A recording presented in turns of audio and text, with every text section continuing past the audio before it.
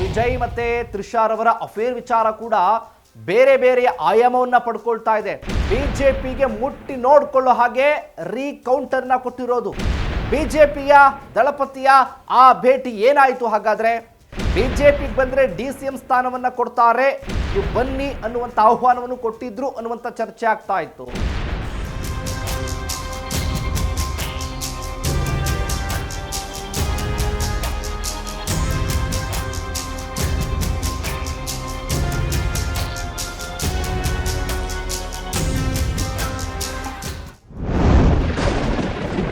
Ladies and gentleman, ಈಗಾಗಲೇ ಪಂಚರಾಜ್ಯ ಚುನಾವಣಾ ಕಾವು ಜೋರಾಗಿದೆ. ದಿನಾಂಕ ಕೂಡ ನಿಗದಿಯಾಗಿದ್ದು ಈಗಾಗಲೇ ತಂತ್ರ ಪ್ರತಿತಂತ್ರ ಎಲ್ಲವೂ ಕೂಡ ನಡೀತಾ ಇದೆ.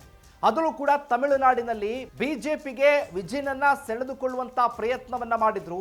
ಪವನ್ ಕಲ್ಯಾಣ್ ಎಂಟ್ರಿ ಕೊಟ್ಟು ವಿಜಯನನ್ನ ಬಿಜೆಪಿಗೆ ಸೆಳೆಯಬೇಕು ಅನ್ನುವಂಥ ಪ್ರಯತ್ನವನ್ನ ಮಾಡಿದ್ರು. ಅದು ಎಲ್ಲೋ ಒಂದ್ ಕಡೆ ಸಕ್ಸಸ್ ಆಯ್ತಾ ಅನ್ನುವಂಥ ಪ್ರಶ್ನೆ ಕೂಡ ಇತ್ತು.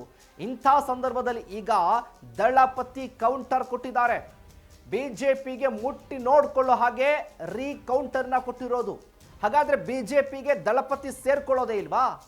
ಬಿಜೆಪಿಯ ದಳಪತಿಯ ಆ ಭೇಟಿ ಏನಾಯಿತು? ಹಾಗಾದ್ರೆ ಈ ರೀತಿಯಾಗಿ ನೇರವಾಗಿ ಒಂದೇ ರೀತಿಯಲ್ಲಿ ಸವಾಲ್ ಹಾಕಿದಾರಲ್ಲ ದಳಪತಿ, ಇದಕ್ಕೆ ಕಾರಣ ಆದ್ರೂ ಏನು? ಏನಾಯ್ತು ತಮಿಳುನಾಡಿನ ಬಿಜೆಪಿಯ ಕತೆ ಅಂತೀರಾ? ಎಸ್ ವೀಕ್ಷಕರೇ, ಇದೇ ಫೋಕಸ್ನ ಎಕ್ಸ್ಪೋಸ್ಡ್ ಸ್ಟೋರಿ ದಳಪತಿ ದಮ್ಮು. ಎಸ್ ವೀಕ್ಷಕರೇ, ನೆಲ ಜಲ ಭಾಷೆಗಾಗಿ ಪ್ರಾಮಾಣಿಕ ಪತ್ರಿಕೋದ್ಯಮ. ನೀವು ನೋಡ್ತಾ ಇದ್ದೀರಾ ಫೋಕಸ್ ಟಿವಿ. ನಾನು ಶಿವು ರಾನರಾಪುರ.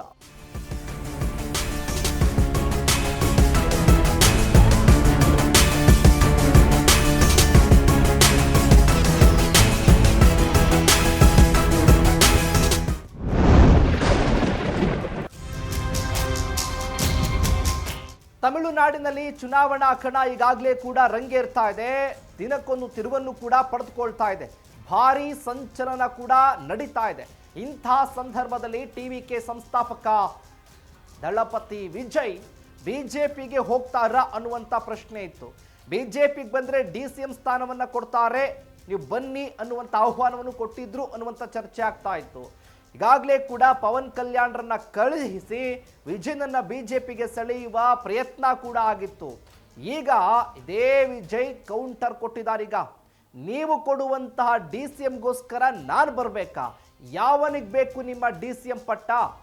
ನಾನು ತಮಿಳುನಾಡಿನಲ್ಲಿ ಸರ್ಕಾರವನ್ನು ರಚನೆ ಮಾಡಿ ಮುಖ್ಯಮಂತ್ರಿನೇ ಹಾಕ್ತೀನಿ ಬೇಕಾದ್ರೆ. ಅಂಥದ್ರಲ್ಲಿ DCM ಪಟ್ಟಕ್ಕಾಗಿ ನಾನು ಬರ್ತೀನ? ನಾನು ಏನಿದ್ರು ಬಿಜೆಪಿ ವಿರುದ್ಧ, ಇದೇ DMK ವಿರುದ್ಧ ಸಮರ ಸಾರ್ತೀನಿ, ಯಾವುದೇ ಕಾರಣಕ್ಕೂ ಬಿಡೋದಿಲ್ಲ ಅನ್ನುವಂಥ ಮಾತನ್ನ ಈಗ ದಳಪತಿ ವಿಜಯ್ ಮಾತನಾಡಿದ್ದಾರೆ. ಬಿಜೆಪಿಗೆ ಕೌಂಟರ್ ಕೊಟ್ಟಿದ್ದಾರೆ, ಬಿಜೆಪಿಗೆ ಸೇರ್ಕೊಳ್ತಾರೆ ಅನ್ನುವಂಥ ಎಲ್ಲಾ ಸುದ್ದಿಗಳಿಗೂ ಕೂಡ ಫುಲ್ ಸ್ಟಾಪ್ ಅನ್ನ ಇಟ್ಟಿದ್ದಾರೆ.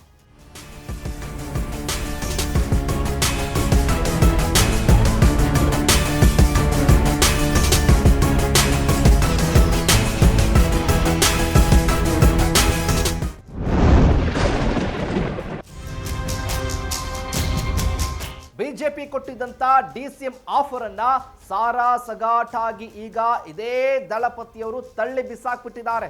ನಾನು ಏನಿದ್ರು ಕೂಡ ನಿಮ್ಮ ವಿರುದ್ಧನೇ ನಾನು ಮಾತನಾಡೋದು, ನಿಮ್ಮ ವಿರುದ್ಧನೇ ನಾನು ಚುನಾವಣಾ ಕಣದಲ್ಲಿರೋದು ಅನ್ನುವಂಥ ಲೆಕ್ಕಾಚಾರದಲ್ಲೇ ನೇರವಾಗಿ ಸವಾಲು ಹಾಕಿದ್ದಾರೆ ದಳಪತಿ ವಿಜಯ್. ಇನ್ನು ನಿನ್ನೆ ತಮಿಳುನಾಡಿನಲ್ಲಿ ಹಲವು ಕಾಂಗ್ರೆಸ್ನ ಮುಖಂಡರು ಕಾರ್ಯಕರ್ತರು ಬಿಜೆಪಿಗೆ ಸೇರ್ಕೊಂಡಿರುವಂತಹ ಹಿನ್ನೆಲೆ ಈ ರೀತಿಯ ಬೆಳವಣಿಗೆ ಕೂಡ ಆಗಿರೋದು ತಮಿಳುನಾಡಿನಲ್ಲಿ. ಇದರ ಜೊತೆಗೆ ಈಗಾಗಲೇ ಕೂಡ ಜನನಾಯಕನ್ ಸಿನಿಮಾ ವಿಚಾರ ಆಗಿರ್ಬೋದು, ಇದರ ಜೊತೆಗೆ ತ್ರಿಷಾ ವಿಚಾರ ಆಗಿರಬಹುದು, ಇದರ ಜೊತೆಗೆ ಏನು ಕರೂರ್ನ ಕಾಲ್ತುಳಿತ ಪ್ರಕರಣಕ್ಕೆ ಸಂಬಂಧಪಟ್ಟಂತೆ ಈ ಕೇಸ್ಗಳಾಗಿರ್ಬೋದು, ಇವೆಲ್ಲ ಕೂಡ ದಳಪತಿಗೆ ಸಂಕಷ್ಟವನ್ನ ತಂದೊಡ್ಡುತ್ತಾ ಅನ್ನುವಂಥ ಪ್ರಶ್ನೆ ಇದೆ. ಯಾಕಂದ್ರೆ ಬಿಜೆಪಿಗೆ ಹೋಗಿಲ್ಲ ಅಂತ ಅಂದ್ರೆ ಮತ್ತಷ್ಟು ಸಮಸ್ಯೆಗಳು ಉಂಟಾಗುತ್ತಾ ಅನ್ನುವಂಥ ಪ್ರಶ್ನೆ ಈಗ ತಮಿಳುನಾಡು ರಾಜಕಾರಣದಲ್ಲಿ ಭಾರಿ ಚರ್ಚೆ ಆಗ್ತಾ ಇದೆ.